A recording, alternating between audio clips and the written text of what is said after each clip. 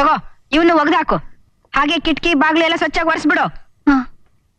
Aunty aunty aunty, Pradeep ಕೆಳಗಡೆ ಬಿದ್ದು ಒದ್ದಾಡ್ತಿದ್ದಾನೆ. ಯಾಕೆ, ಏನಾಯ್ತು? ಏನೋ ಗೊತ್ತಿಲ್ಲ ಆಂಟಿ, ಬೇಗ ಬನ್ನಿ ಆಂಟಿ. ಅಮ್ಮ, ನನ್ ಮಗ ಕೆಳಗಡೆ ಬಿದ್ದು ಒದ್ದಾಡ್ತಾ ಇದ್ದಾನಂತೆ. ಏನಾಗಿದೆಯೋ ಗೊತ್ತಿಲ್ಲ, ಹೋಗಿ ನೋಡ್ಕೊಂಡು ಬಂದ್ಬಿಡ್ತೀನಿ. ಇದೊಳ್ಳೆ ಕತೆ ಆಯ್ತಲ್ಲ.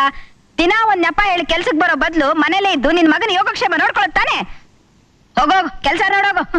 ಹಾಗಲ್ಲಮ್ಮ, ಬೇಗ ಬಂದ್ಬಿಡ್ತೀನಿ, ಆಮೇಲೆ ಕೆಲ್ಸ ಎಲ್ಲ ಮಾಡ್ತೀನಿ. ನೋಡು, ನಿನ್ ಕಷ್ಟ ಸುಖ ನನಗ್ ಬೇಕಾಗಿಲ್ಲ. ನಮ್ ಮನೆ ಕೆಲ್ಸ ಎಲ್ಲ ಮುಗಿಸಿ ಆಮೇಲೆ ನಿನ್ ಮಗನ್ ನೋಡಕ್ ಹೋಗು. ಯಾರ್ ಬೇಡ ಅಂತಾರೆ?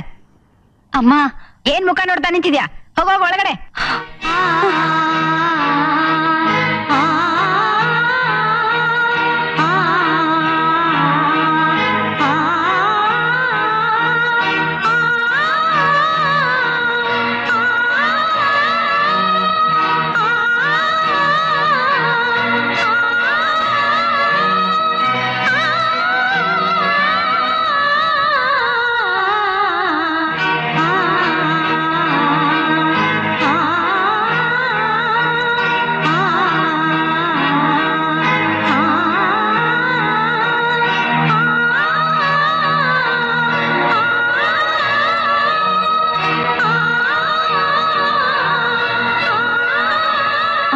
ಕೆಲ್ಸ ಎಲ್ಲ ಮುಗೀತು, ನಾ ಹೋಗ್ಬರ್ಲಾ? ಸರಿ, ಹೋಗು.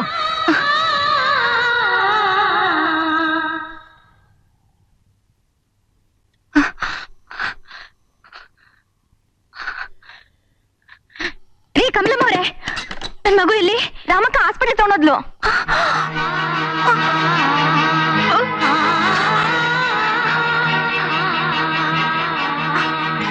ನನ್ ಮಗು ಇಲ್ಲಿ? ಆ ರೂಮಲ್ಲಿ ಡಾಕ್ಟರ್ ನೋಡ್ತಾವ್ರಿ, ಹೋಗಮ್ಮ.